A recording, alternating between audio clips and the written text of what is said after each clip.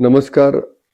काही दिवसापासून पोलीस डिपार्टमेंटची त्याचबरोबर फूड अँड ड्रग्ज डिपार्टमेंटची जोरदार कारवाई सगळीकडे सुरू आहे आणि आपल्या अकोले तालुक्यातही बऱ्याच ठिकाणी धाडी पडल्या जात आहे. मधल्या काळामध्ये आधी 1 कोटीचा गुटखा पकडला होता. आता मध्ये परत अकोल्याच्या दरम्यान भारत ट्रेडर्स कोण आहे त्याच्याकडचा गुटखा पकडला गेलाय.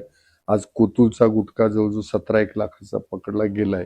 मध्ये निमरळ निळवंड्याची दारू, राजूरची दारू, देवगावची दारू असं सगळीकडे धाड सत्र जोरात सुरू आहे.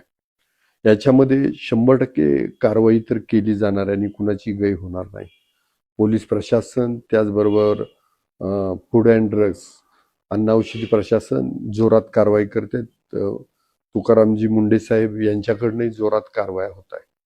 मला वाटतं कायदा सुव्यवस्था ही त्या गुन्हेगारांना सुधारवण्यासाठी असते, गुन्हेगारीवरती अंकुश आणण्यासाठी असते.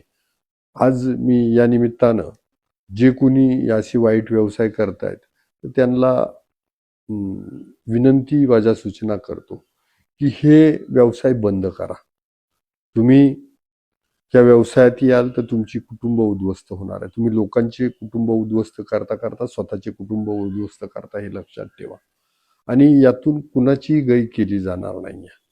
आज मी पाहत असेल मेहेंदुरीचा जो कोणी ग्रामपंचायत कर्मचारी होता तर तो त्या कामावरून त्याला काढून टाकलाय. तो दारूचा व्यवसाय करत होता.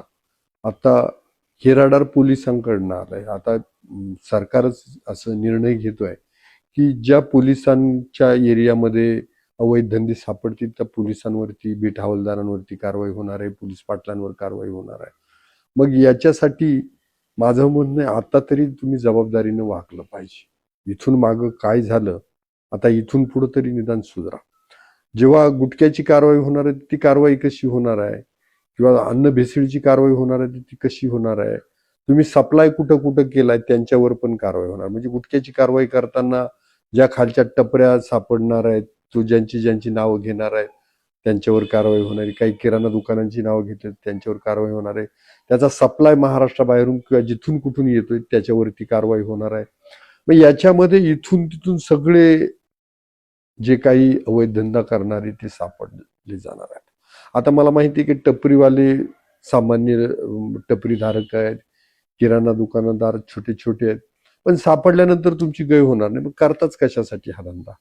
दारूच्या बाबतीत तसंच होणार आहे. 2 किंवा 2 पेक्षा जास्त केसेस पडल्यानंतर तुम्हाला मोकोका लावण्याची तरतूद सरकारनं केली. आता त्या दृष्ट्यातनं ही कारवाई सुरू होणार आहे. मग माझं म्हणणं आहे की कशासाठी हे करताय तुम्ही. हे 2 नंबरचे धंदे करून स्वतःचे प्रपंच बर्बाद करणार आहे, लोकांचे प्रपंच बर्बाद करणार आहे.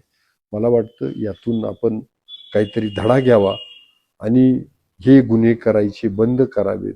नाहीतर उद्या टपऱ्या सील होतील, किराणा दुकानं सील होतील, खाणाऱ्यांना त्यांच्यावरती पनिशमेंटची कारवाई केली जाईल किंवा खाणारा पकडून आणला जाईल. कुठून आणला रे टपरीतून गुटखा, कुठून घेतला रे हा गुटखा, आणि त्यातून शोधमोहीम सुरू होईल. हा सगळा जाच करायचा नसेल तर मला वाटते आपल्याला सुधारण्याची संधी आहे. हे 2 नंबरचे धंदे करणाऱ्यांनी सुधरून घ्यावं. गांजा, गुटखा, अजून काय तुमचं दारू बिरू हे असतील हे धंदे बंद करा. मला काल परवा एक जण व्यक्ती भेटायला आला.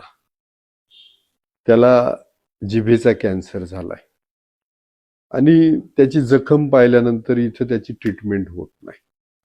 मी त्याच्याकडे पाहिलं, एवढं वाईट. त्याने सांगितलं मी म्हणे तसला मावा खात होतो, मी गुटखा खात होतो आणि ह्यामुळं माझं तोंडाला जखम झाली. आता डॉक्टर माझे कुठेही ट्रीटमेंट करत नाहीये, तर आमदार साहेब मला मदत करा. मग खरं सांगा, जर एवढी वाईट अवस्था जर होत असेल तर ह्या गुटख्यापासून, ह्या खरडा मावा याच्यापासून आपण दूर झालं पाहिजे. मला वाटतं व्यसनाधीन व्यक्तीला कुठं सन्मान भेटत नाही. लोक तोंडावर कुणी गोड बोलत असेल पण मागं पुढं त्याची छिछी थुथू होती. त्यामुळं व्यसनांपासून दूर जा आणि एक चांगला तालुका निर्मितीसाठी, चांगलं राष्ट्र निर्मितीसाठी सहकार्य करा. धन्यवाद.